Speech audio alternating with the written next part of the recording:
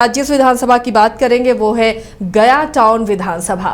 इस विधानसभा की क्या खासियत है, इसके रिकॉर्ड्स क्या कहते हैं। फिलहाल बीजेपी के प्रेम कुमार यहां पर काबिज हैं, लेकिन सीट का मिजाज कैसा रहा है? क्या एक ही कैंडिडेट यहां से जीतते रहे हैं या एक ही पार्टी को लोग पसंद करते रहे हैं? समीकरण किसको फेवर करते हैं? रंजन जी, अगर गया टाउन को आप स्कैन करते हैं, गया टाउन के रिकॉर्ड्स को खंगालते हैं तो क्या नजर आता है? देखिए, गया शहर ही आपको ऐतिहासिक शहर है, जिसको कि आप मोक्ष नगरी कहते हैं, धर्म नगरी, विष्णु नगरी के नाम से भी लोग जानते हैं। पितृपक्ष का मेला लगता है, पूरे देश से लोग गया जी पहुंचते हैं, अपने पितरों के लिए पिंडदान करते हैं। यहाँ पर जो यहाँ का विष्णुपद मंदिर है उसकी अपनी महत्ता है। बौद्ध धर्म के लिए ये जगह बहुत महत्वपूर्ण है और यहाँ पर देखते हैं कि आपको विदेश से भी लोग आते हैं यहाँ पर गया में। तो गया इस वजह से तो महत्वपूर्ण है ही, राजनीतिक रूप से भी अगर आप देखें तो मगध की राजनीति का केंद्र जो है वो गया ही रहा है और शुरू से ही रहा है।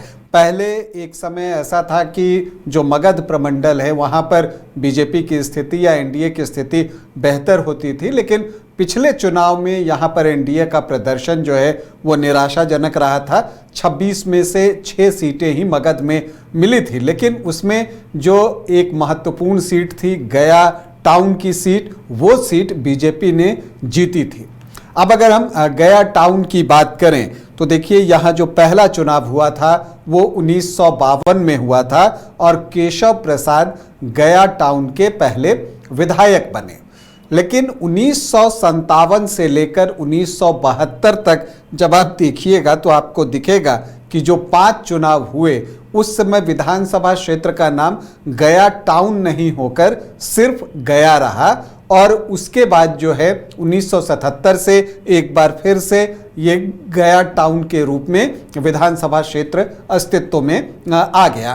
तो ये चीज़ें दिखती हैं। अब यहाँ पर प्रदर्शन किसका कैसा रहा है ये हम देखें तो 1952 से 1985 का जब आप कालखंड लीजिएगा तो यहाँ पर आपको दिखेगा कि कांग्रेस का प्रभाव कॉम्परेटिवली ज़्यादा रहा अन्य दलों की तुलना में।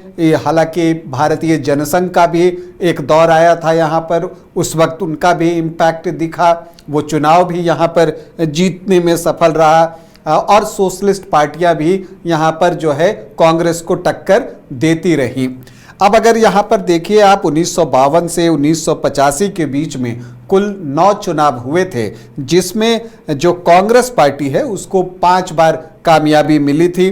भारतीय जनसंघ 2 बार यहाँ पर चुनाव जीतने में तब सफल रहा था उस कार्यकाल में। जनता पार्टी को 1 बार कामयाबी मिली थी जनता लहर में 1977 में और निर्दलीय भी 1 बार यहाँ से चुनाव जीते थे।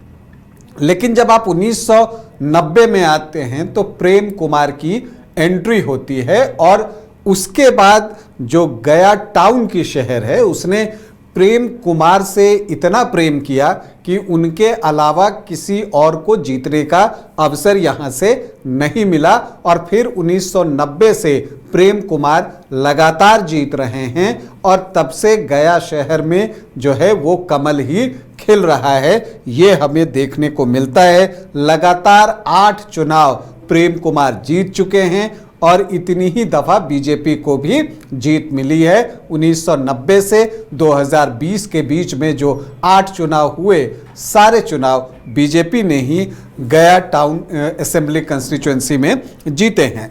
गया शहर में अगर हम बात करें कुल 17 चुनाव हुए हैं अब तक, जिसमें बीजेपी को 8 बार कामयाबी मिली है, सर्वाधिक है ये। कांग्रेस 5 बार यहाँ चुनाव जीतने में सफल रही है। भारतीय जनसंघ 2 बार जो है यहाँ से चुनाव जीता है, तो जनता पार्टी और निर्दलीय को भी 1-1 बार कामयाबी मिली है। प्रेम कुमार यहाँ से 8 बार चुनाव जीते हैं, तो वही सबसे सफल प्रत्याशी हैं। 17 चुनाव में से 8 बार जो है जीत प्रेम कुमार के ही नाम है। अब अगर हम यहाँ पर देखें कि आखिरी 3 चुनाव में क्या कुछ हुआ है, 2010 से हम बात करेंगे और हम देखते हैं जो चीज़ दिखती है कि जीत तो तीनों ही बार जो है बीजेपी को मिली है, और जब बीजेपी को मिली है तो प्रेम कुमार को भी मिली है। और यहाँ पर एक और चीज़ दिखती है कि जो प्रेम कुमार को वोट मिलते हैं वो लगभग 50% के आसपास होते हैं, थोड़े कम या इससे कुछ ज़्यादा भी।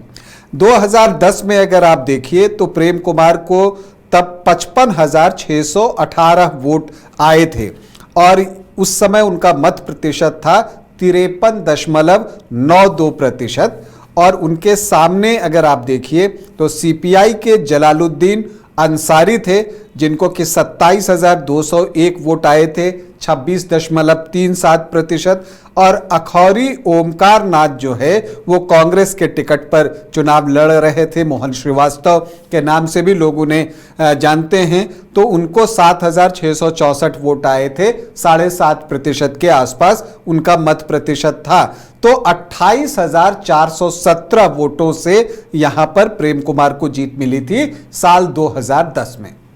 जब 2015 हुआ तो उस वक्त ऐसा लगा कि चूंकि नीतीश कुमार और जेडीयू जो है वो महागठबंधन में शामिल हो गए थे, आरजेडी और कांग्रेस पहले से साथ में थी, तो ये जो महागठबंधन बना था वो बहुत मजबूत था। तो ऐसे में 2015 में ये चर्चा थी कि क्या प्रेम कुमार की जो जीत का सिलसिला है वो बरकरार रह पाएगा या वो रुक जाएगा उनका विजय रथ। लेकिन ऐसा कुछ हुआ नहीं। हालांकि उनको कुछ वोटों का नुकसान ज़रूर हुआ जेडीयू के शिफ्ट होने से, लेकिन वो सिर्फ 2% का था। उनको 2015 में भी 51.82% वोट आए, 66,891 वोट। और उनके सामने कांग्रेस के प्रिय रंजन थे जिनको 44,102 वोट आए, 34.16% वोट। तो इस आमने सामने की लड़ाई में प्रेम कुमार 22,789 वोटों से चुनाव जीतने में सफल रहते हैं। फिर साल 2020 आया, तब प्रेम कुमार एक बार फिर से बीजेपी के प्रत्याशी बने। जेडीयू की वापसी एनडीए फोल्डर में हो गई, लेकिन कांग्रेस की तरफ से अखौरी ओमकार नाथ को फिर से टिकट दिया गया। प्रिय रंजन का टिकट कटा, अखौरी ओमकार नाथ यहां पर प्रत्याशी बने। और फिर इस बार जो है मुकाबला थोड़ा सा क्लोज हुआ और प्रेम कुमार को जहां 66,932 वोट मिले, 49.89%, वहीं अखौरी ओमकार नाथ को 55,034 वोट मिले, 41% वोट उनके पास रहा। तो लगभग आप देखिए तो 8.5% से कुछ ज्यादा का डिफरेंस हार जीत में रहा, लेकिन कॉम्परेटिवली क्लोज फाइट आप कह सकती हैं। 11,898 वोटों से प्रेम कुमार जीते। तो अब सवाल उठता है कि 2025 में जब गया टाउन कंस्टिट्यूएंसी में इलेक्शन होगा तो क्या हो सकता है, कौन दावेदार हो सकते हैं। तो देखिए प्रेम कुमार बीजेपी की तरफ से दावेदार हैं क्योंकि लगातार 8 चुनाव उन्होंने जीते हैं। हालांकि उनकी उम्र जो है उसके बारे में चर्चा होती है, लेकिन वो अभी भी सहकारिता मंत्री के तौर पर बिहार सरकार में काम कर रहे हैं, तो वो एक मजबूत दावेदार हैं बीजेपी की तरफ से। और प्रेम कुमार की जीत की वजह भी जब आप देखिएगा तो उनका जो व्यक्तित्व है, जो एक सरल स्वभाव है, ग्राउंड से जुड़े हुए हैं, तो इसका फायदा उनको चुनाव में मिलता है। इसके अलावा जो है उनका संगठन पर भी जो है एक उनकी मजबूत पकड़ है, तो इसका भी लाभ मिलता है। कार्यकर्ताओं के साथ उनके रिश्ते अच्छे हैं और साथ ही यहाँ का जो जातिगत समीकरण है प्रेम कुमार के चुनाव लड़ने की वजह से, चूंकि वो चंद्रवंशी समाज से हैं और यहाँ पर चंद्रवंशी समाज के वोटर्स की संख्या अच्छी खासी है, तो उसका फायदा भी उनको मिलता है। और इसीलिए जब आप आरजेडी के दावेदारों की बात कीजिएगा तो चूंकि यहां से आमतौर पर महागठबंधन से कांग्रेस ही लड़ती है, आरजेडी यहां पर बहुत दावा इसलिए नहीं करता कि एमओवाई का जो इक्वेशन है उतना स्ट्रांग यहाँ पर नहीं बनता है, इसलिए आरजेडी इस सीट के लिए बहुत उत्सुक दिखाई नहीं देती है। यहाँ पर या तो कांग्रेस या कम्युनिस्ट में से किसी एक को ही अवसर मिलेगा इस बार भी चुनाव लड़ने का। देखिए, कम्युनिस्ट पार्टी का गया में प्रदर्शन भी अच्छा रहा है। अगर आप देखिएगा तो 1990 से जो है वो आप लगातार, बल्कि 1980 से 2005 के फरवरी के चुनाव तक सीपीआई हमेशा दूसरे स्थान पर रहा, मतलब मुख्य मुकाबले में रहा। और जब आप 2010 भी देखते हैं तो वहां पर भी आपको दिखता है कि सीपीआई दूसरे स्थान पर था, कांग्रेस तीसरे स्थान पर रही थी। तो इन्हीं दोनों में से किसी एक दल को यह सीट जाने वाली है महागठबंधन से। तो कांग्रेस से अमित चंद्रवंशी हैं एक, वो दावा करते दिख रहे हैं। उनका कहना भी है कि जो जातीय समीकरण है और जो चंद्रवंशी समाज के वोटर्स हैं उनका एक हिस्सा उनको भी मिल सकता है। लेकिन ये भी देखना होगा कि अखौरी ओमकार नाथ यहाँ से जो है वो तैयारी करते हुए यहाँ से दिख रहे हैं, क्योंकि यहाँ पर गया टाउन कंस्टिट्यूएंसी में आप ये भी देखिएगा कि यहाँ कायस्थ वोटरों की भी संख्या अच्छी है और इसीलिए कांग्रेस जो है अक्सर कायस्थ प्रत्याशी यहाँ पिछले 3 चुनाव में उतारते हुए दिखी है। अब अगर हम यहाँ पर देखें कि यहाँ का जातीय समीकरण क्या है, तो जो एक अनुमान पर आधारित है, अनुसूचित जाति के वोटर्स यहाँ 9.38% हैं, मुस्लिम 20.8% हैं, यादव वोटर्स 7 से 8% हैं। तो जो एमओआई का इक्वेशन है वो 28-29% के आसपास ही बनता है। राजपूत 5.5 से 6.5%, भूमिहार वोटर्स 8 से 9% और ब्राह्मण 3 से 4% हैं। तो कायस्थ यहाँ पर 8 से 10% के आसपास है। तो सामान्य जाति के वोटर्स का जो मत प्रतिशत है वो 26 से 28% के बीच में है। इसके अलावा अगर आप देखिए तो कोयरी वोटर्स जो हैं उनकी संख्या अच्छी है, कुर्मी थोड़े कम हैं, लेकिन अगर दोनों को जोड़ दीजिए तो एक बार फिर से 8 से 10% का आंकड़ा ये भी बनता है। वैश्य समुदाय के वोटर्स यहाँ अच्छी संख्या में हैं, 14 से 16% के आसपास, और जो चंद्रवंशी समाज है उनके भी 8 से 10% वोट गया टाउन में हैं। तो ये सारी चीजों को जब आप देखते हैं तो बीजेपी का जो वोट शेयर है, आधार वोट जो जातियों के आधार पर हम बांट लेते हैं, तो वो आपको 50% को क्रॉस करता है। लेकिन आप देखिएगा कि ये ऑलमोस्ट 55 से 60% के आसपास पहुंचता है। प्रेम कुमार को जो वोट आते हैं वो 50% के आसपास आते हैं, कभी कभी 52-53% के आसपास आते हैं। तो लोकसभा चुनाव में यह मत प्रतिशत और बढ़ जाता है। जीतन राम मांझी को इस बार लगभग 60% वोट आए हैं, 59.74%।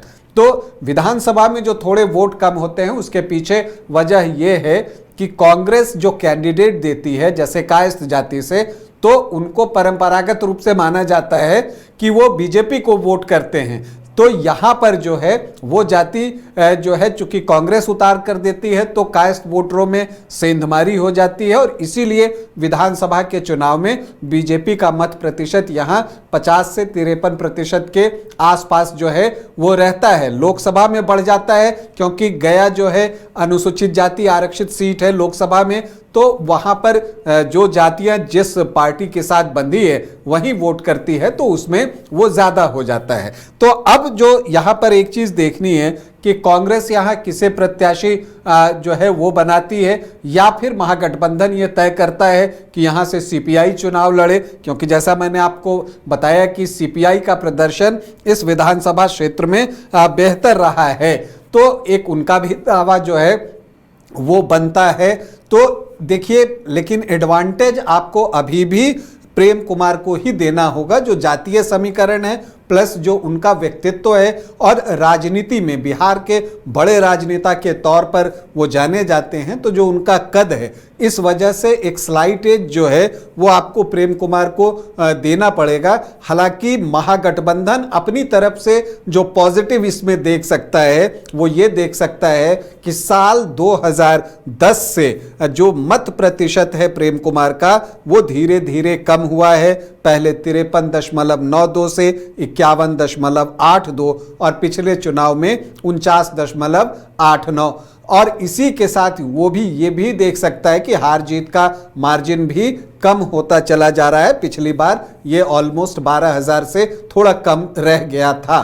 तो ये एक पॉजिटिव साइन महागठबंधन यहाँ पर देख सकता है और फिर यहाँ पर ये जोर लगा सकता है। देखिए गया टाउन में जो चुनावी माहौल है वो बन गया है, क्योंकि प्रधानमंत्री की सभा गया जी में हो गई, राहुल गांधी भी वहां पहुंच गए। तो एक माहौल जो है बनाने की कोशिश गया शहरी विधानसभा क्षेत्र में जो है वो शुरू हो चुकी है। तो एक रोचक मुकाबला गया टाउन असेंबली कंस्टिट्यूएंसी में हमें देखने को मिल सकता है। तो ये देखिए गया में किस तरह का मुकाबला होगा और कितना दिलचस्प मुकाबला होगा उस पर हमने चर्चा की है। और जो सीट स्कैन करने के बाद सामने आई है तस्वीर और समीकरण, वो इस बार कितना साथ देते हैं या इस बार क्या कोई उलटफेर होता है, इस पर हमारी नज़र बनी रहेगी।